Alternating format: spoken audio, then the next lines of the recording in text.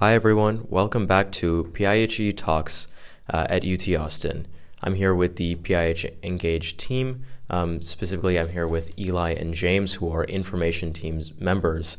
And today we're going to be talking about a script that they've kind of brought to the table. My name is Sid. I'm a community building coordinator, and let's get into it. I'm Eli, and I'm one of the informations team members.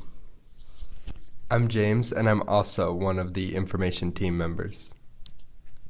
Back in May, Florida signed Senate Bill 1580, Protection of Medical Conscience, which provides healthcare providers and healthcare payers the right to not provide services based on conscience-based objections.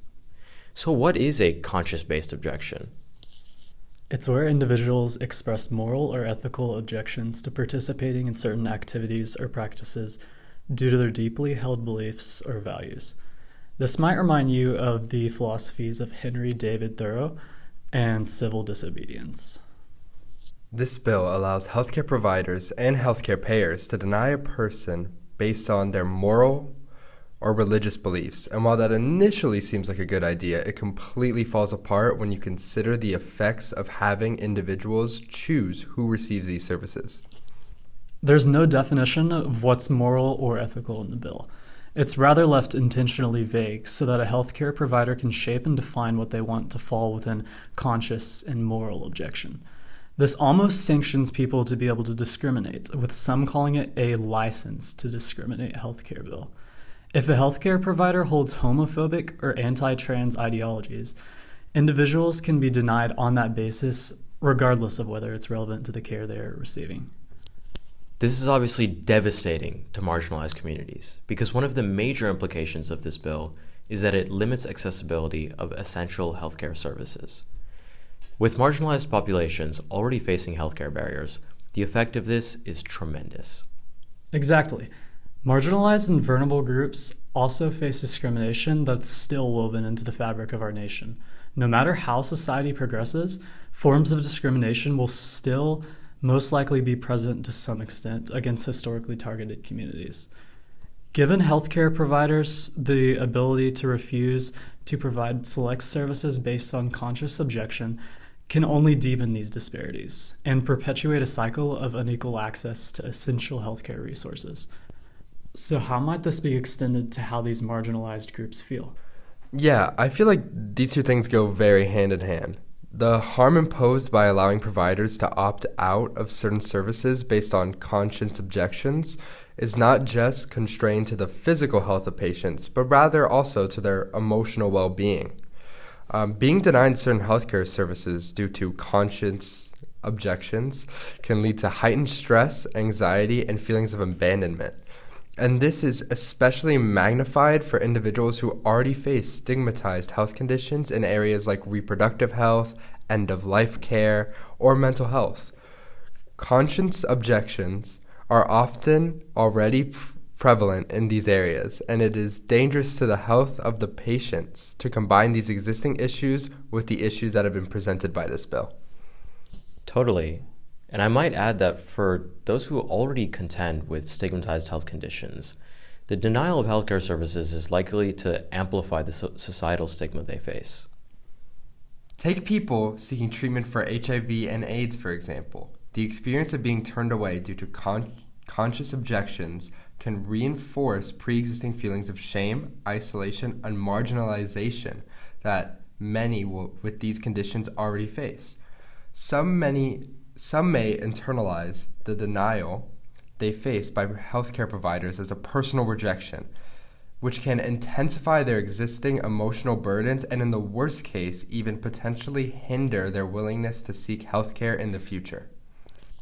And I think this plays into the idea that a future impact of conscious objections is their potential to contribute to the erosion of trust in the healthcare system as a whole.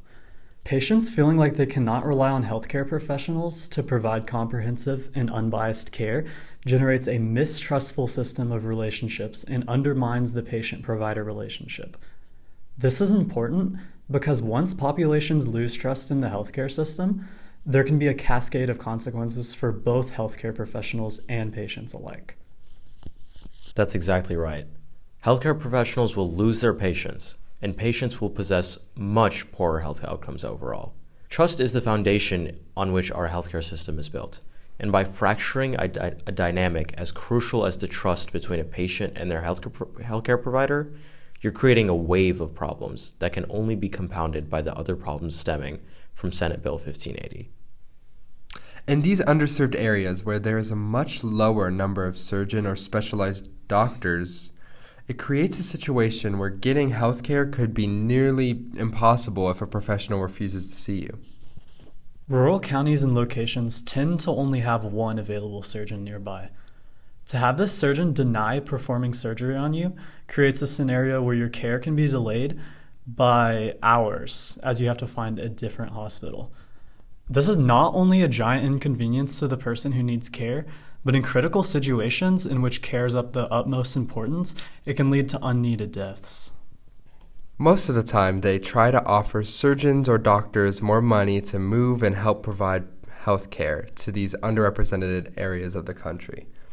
When this happens in these areas, and the people in them are finally represented by a doctor or a surgeon, it hurts even more when you take that away from them and they refuse to perform on individuals. This exasperates all the previously talked about effects on the bill, as it provides a scenario in which one person's decision to not provide access to healthcare removes that person from any needed healthcare at all. This bill will artificially gapen healthcare outcomes in people by limiting healthcare access for people who already struggle to receive this access. And wouldn't this also be very costly? Yeah, I think it would be extremely costly for the average American in rural counties. On average, they're making much less than other people, and if you can't go to the closest surgeon in the area because it's already unrepresented, it creates a scenario where you have to go to the second closest surgeon, and as we already talked about, it could be hours away. This means to even get an initial consultation, you'll have to take off work, drive to and from this location, wait for your results, and then go back. And if you need an additional consultation, you have to do this all over again. Yeah, so I have no doubt that a lot of Americans can't afford to do that based on their financial situation. Exactly. This bill sort of creates a scenario where healthcare is more expensive and time-consuming. It's basically a healthcare nightmare. Another problem that I believe this bill causes is that it makes patients have more fragmented care. How so? So we all know that the healthcare system in America is already a jumbled mess. Referrals, transfer of important documents, and all these other administrative level tasks, they delay appointments and they create confusion amongst providers. Fragmented care happens when a patient's medical treatment comes from a different location and different hospitals because these hospitals have to communicate with one another. This creates a situation where human error could affect the overall medical care of a person. Based on the validation of someone's biases, the motivation to correctly and properly transfer information may be much lower, and the result of that is that individual would face clearly extended delays, more so than they already are. Any transfer of information is risky when the information is so sensitive to the individual's condition. Yeah, and to piggyback on that, I feel like another issue to come from fragmented care is the fact that you could receive inconsistent or conflicting medical advice. Not all doctors have the same diagnosis for the same issue. So if you have one doctor telling you that you have this disease or that this is wrong with you, and it contradicts with another doctor, it can immediately create an issue in your overall healthcare, especially in terms of any medication you're taking. Most patients usually rely on healthcare providers to help them in making informed decisions about their health.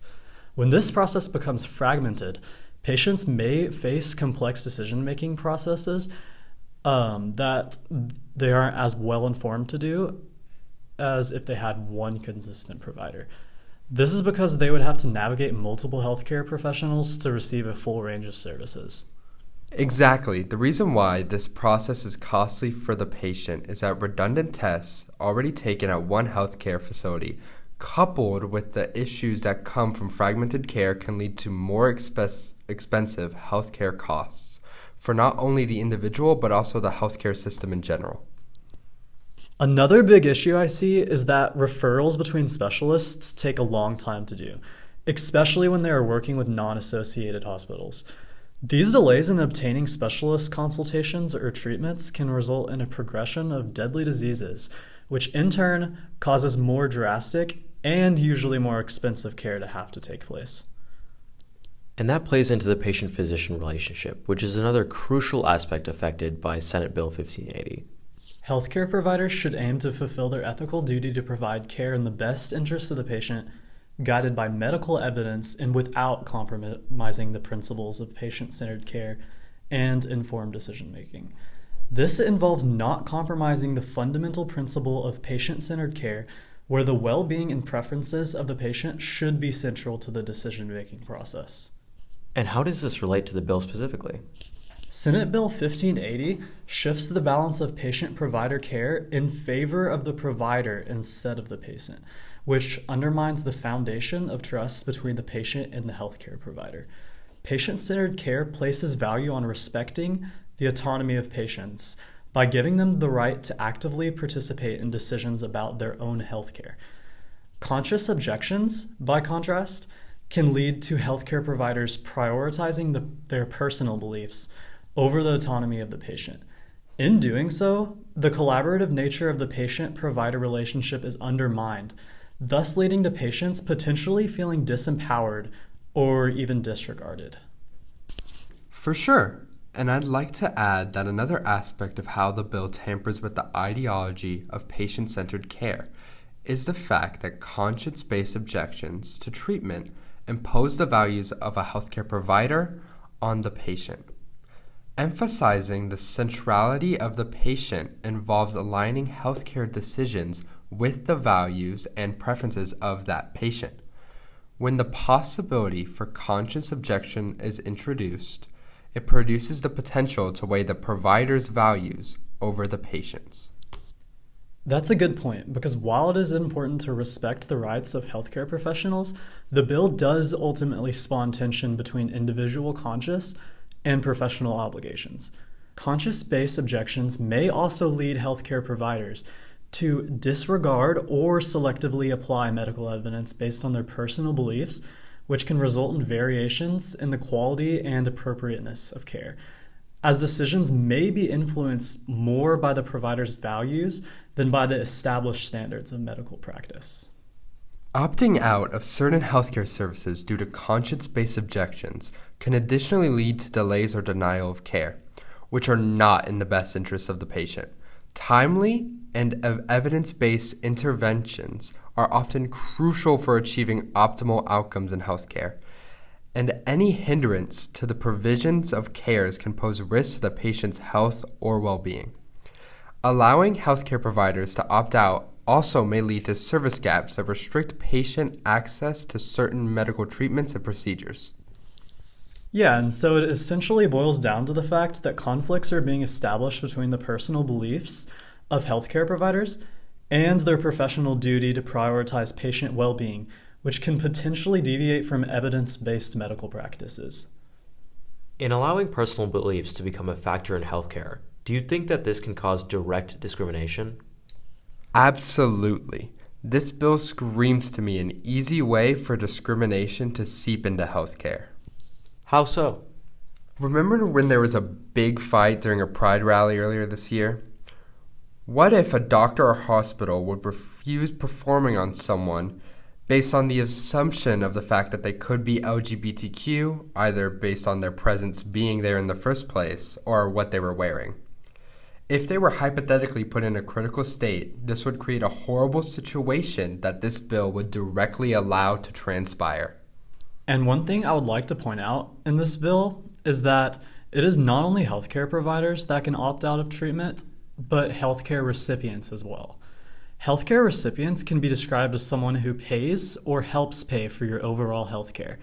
This means that major healthcare providers, like Blue Cross Blue Shield, can refuse to give out insurance plans to individuals based on the CEO's beliefs. Would shareholders likely agree to these type of provisions? Probably not. But the bill directly states it as something that could be within the realm of legality. Let's circle back more to the doctor's individual choice. Yeah, I agree. To circle back to discrimination inherently caused by this bill, I would like to talk about the groups of people that this bill specifically targets. Specifically, performing reproductive care and healthcare for LGBTQ patients. This bill was based on religious-based objections to abortion and reproductive health care. Doctors can choose to not perform legal abortions, those within the first 15 weeks of gestation, based on their beliefs, even if the fetus could potentially be dangerous to the mother. While protecting the medical professional's religious or moral beliefs is important, it should not come at the expense of patient care or equal access to essential healthcare services. For some healthcare providers, this bill allows such healthcare providers to refuse to perform medical procedures or services based on their moral and religious beliefs. This applies to religious beliefs that view LGBTQ persons unfavorably. This could be particularly tricky when it comes to sexual health diseases like STD and HIV, and treating and preventing such diseases. The bill in totality, which is Senate Bill 1580, gives the right to healthcare providers and institutions to deny healthcare to certain individuals based off of conscious objections. This creates a scenario that invites discriminatory practices into our healthcare and hospital systems. These practices apply mostly to marginalized communities such as the LGBTQ+ and people looking for necessary access to reproductive health care. So to wrap it up, the question of whether a bill allowing physicians to refuse treatment based on moral conscience should be allowed or not ultimately involves interpreting where you want to draw the line between the rights of healthcare providers and the rights of patients. While it is important to acknowledge and respect the autonomy and freedom of conscience of healthcare providers, it is just as important to prioritize patient access to timely and appropriate medical care. Senate Bill 1580, if not removed altogether, should include clear guidelines for conscious objection, ensuring transparency in the decision-making process, and guaranteeing alternative care for patients without unnecessary delays. Emergency situations must also be carefully considered, as the duty to provide immediate care might take precedence over individual objections. Crafting legislation in the area of conscious objection requires both a thoughtful and ethical approach, and it's vital to incorporate public input and maintain a commitment to the well-being of patients to create a fair solution that respects the rights and dignity of all parties involved. Thank you, James and Eli, for bringing this issue to light in our podcast. Thank you guys for listening, and we'll see you next time.